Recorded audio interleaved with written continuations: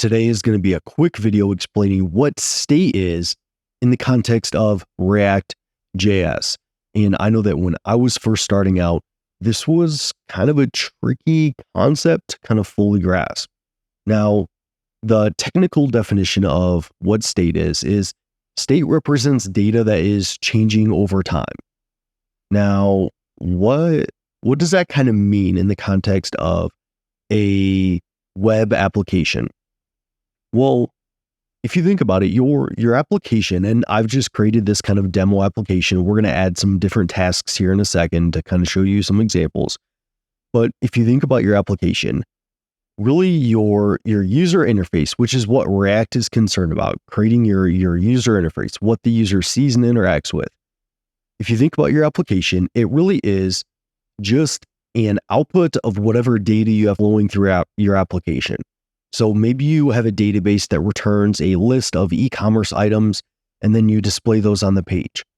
Well, your application is just reflective of whatever data is kind of flowing through it. In that example would be those e-commerce items, that data that you return from your database, and then you show those to the page. But in React, if those items are static, then they're not really considered state, because that is just data that is not changing over time. Whereas in React, state is going to be data that changes over time, not static data.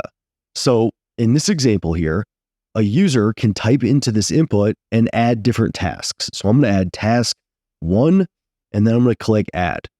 And we've added a task. So my application here, it's showing task 1 here and a remove button, but it didn't show it a second ago.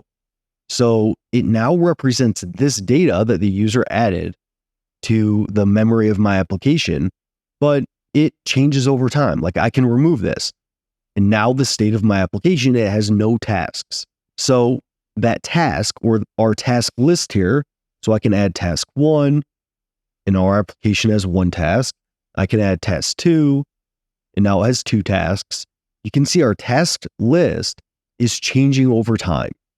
So this is data that, in this case, the user is inputting this data, but it's data that is changing over time.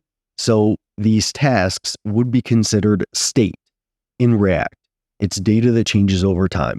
Now, in future videos of this React series, we're of course going to cover how to manage this state and the best ways and best practices to do so.